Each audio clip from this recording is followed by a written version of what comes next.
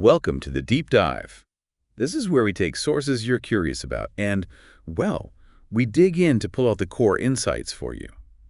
Efficiently. Think of it as getting up to speed quickly, maybe finding a few surprises too. And today, we're tackling something I think a lot of us can relate to.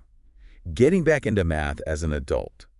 Especially, if math wasn't exactly your best friend in school. It can feel a bit daunting, right? Reopening that door. Exactly. Oh, yeah. So we've got this great article from Salon Mathématique. It's called 5 Important Things to Keep in Mind When Learning Mathematics. It sounds promising. It really is. It's full of genuinely useful advice for anyone who's maybe felt like, oh, math just isn't for me, but deep down kind of wishes it was. It's good. So if that's you listening, this one should be right up your alley. Totally. Our mission here is to unpack the strategies, the mindset shifts from this article, hoping it helps you not just deal with math, maybe actually find some enjoyment in figuring it out. All right, let's do it. Where does the article suggest starting? Well, the first big thing is finding the right teacher. And that's in quotes, because it might not be a person, right? It could be a resource. Okay, interesting. What makes a resource right then? It's very personal. The article really hammers this home. The explanations have to click with you. It suggests looking for teachers or books or whatever. They're, first, easy to understand for you, but also motivating. And, maybe surprisingly, even enjoyable. Enjoyable math. Okay, tell me more. Well, maybe not laugh out loud funny, but engaging enough that you want to keep going. It's not about finding the absolute best textbook, but the one that speaks your language, Yeah, that makes sense, like finding a good conversationalist. Exactly. And they give this really practical tip for books. Basically, browse through them, read some bits here and there, compare the styles. Like test driving a car, but for math explanations. Kind of. And another key piece of advice here is about where to start.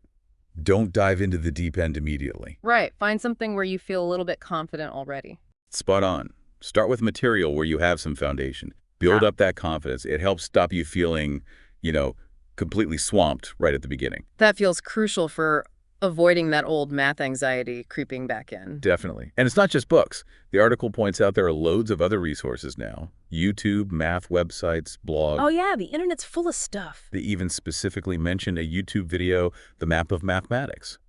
Apparently it has Japanese subtitles too, which is handy. So the takeaway for you, if you're feeling a bit intimidated, is that there's a huge variety of learning tools out there. You just need to experiment and find what clicks. Exactly. Don't feel stuck with one method if it isn't working. Okay, so that's finding your resource. Yeah. The second point from the article is really about the thinking process itself, the power of sticking with it. Yes. This is where the real learning happens, right? The article suggests the joy in math often comes from that aha moment. That moment of understanding, yeah. But it warns against just glossing over things you don't get. How does it put it? Something about things getting tangled. Yeah, exactly. It says, here's your way. Basically, if you leave fuzzy spots, they pile up and get tangled. Which I have sims. And if you just end up memorizing rules without understanding, the appeal, the beauty of math just fades away. That really resonates. You can't build a solid structure on shaky foundations. So it pushes you to really figure out, what do I understand and what am I still fuzzy on? Okay, but how do you measure that? How do you know if you really understand something? Good question. The article offers a pretty neat benchmark. Try explaining the concept to someone else, even just out loud to yourself. If you can articulate it clearly. Then you've probably got it. Makes sense. But what if you can't explain it, or you're not even sure what you don't understand? Yeah, that happens. So the article suggests a reading strategy. First pass, read through, maybe mark confusing bits with a question mark. Just get the general gist. Okay, get the lay of the land first. Right. Then go back and really focus on those question mark sections. Dig into them. And what if everything is covered in question marks? Well, that's actually a really important signal, according to the article. If that happens, it probably means you need to step back.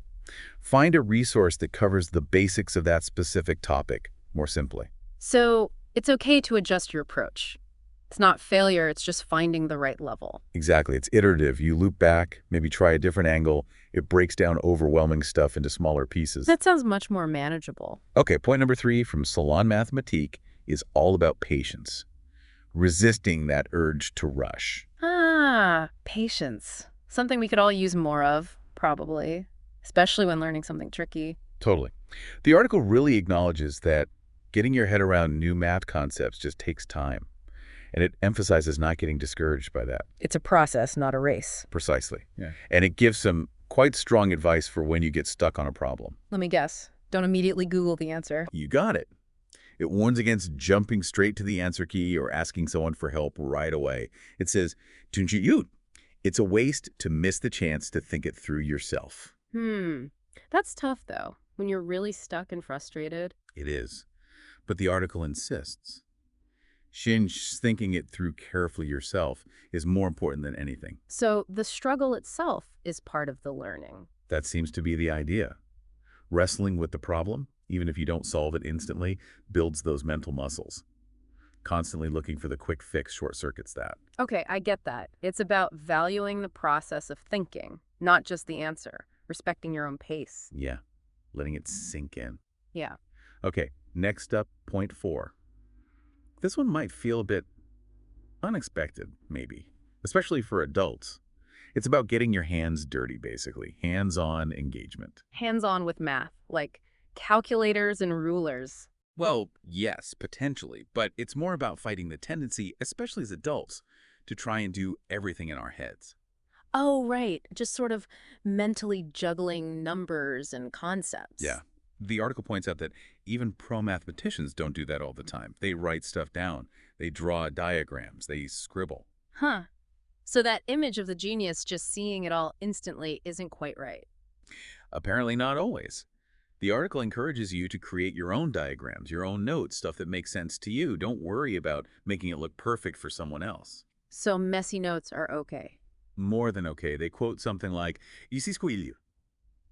Diagrams and notes for thinking are fine as long as you understand them. I like that. Permission to be messy in the pursuit of understanding. And it adds, instead of laboring over one perfect diagram if it's not working, just sketch a new one next to it.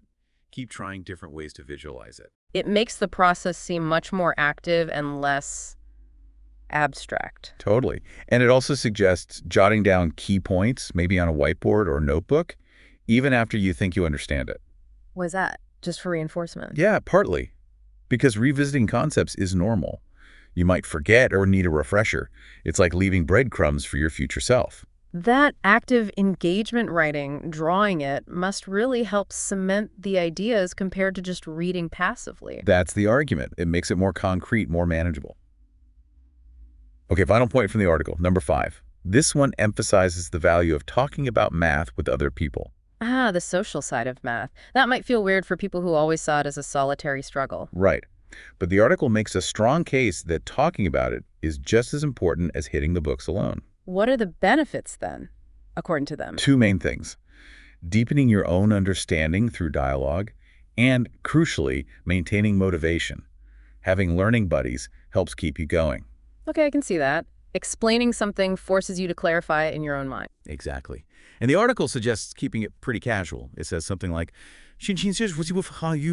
it's really good to have friends you can casually exchange ideas with. Like what kind of exchanges? Things like "jonjongyu," things you've wondered about, things you've noticed, or even just "shizher, shari, hey, I'm thinking about it this way. What do you reckon?" So it's not about quizzing each other, but more like sharing perspectives. Yeah. It helps you see things from different angles, maybe find solutions or ways of thinking you wouldn't have hit on alone. It taps into that value of getting multiple viewpoints. That sounds way less intimidating than, say, joining a formal study group, maybe. Just chatting about it. Could be. Okay, so let's quickly recap those 5 points from Salon Mathématique for anyone listening who's thinking about revisiting math. Go for it. 1. Find resources, teachers, books, videos that genuinely click with your way of learning. Be picky. 2. Embrace the thinking process. Aim for that aha moment of real understanding. Don't just skim or memorize. 3. Be patient. Learning takes time. Give yourself that space and don't rush the wrestling match with tricky concepts. 4. Get hands-on. Write, draw, scribble, make the abstract concrete. Don't just keep it all in your head. And 5. Talk about it. Find people to casually share ideas, questions, and different ways of understanding with. It helps motivation and deepens insight. That's a really solid set of suggestions. And importantly, the article stresses there isn't one single right way. It's about finding what works for you. Absolutely. Take what resonates, adapt it, experiment. It sounds much more empowering than just try harder, which is sometimes the message people get about math. Totally agree. So maybe a final thought for you to chew on. Can you remember a time, maybe even a tiny moment way back when, that you felt a spark of curiosity or satisfaction with math? Even a small puzzle solved, perhaps. Yeah, anything. Now, think about these strategies we just discussed. Could one of them maybe finding a really clear online explainer, or allowing yourself time to just doodle a problem, or even just mentioning a concept to a friend? Could that help you maybe rekindle that little spark? That's a nice way to frame it. It's not just about reaching some final destination of knowing math. Right. The journey itself, approaching it with this kind of mindset, with tools that actually suit you, Yep. that can be really rewarding in its own right.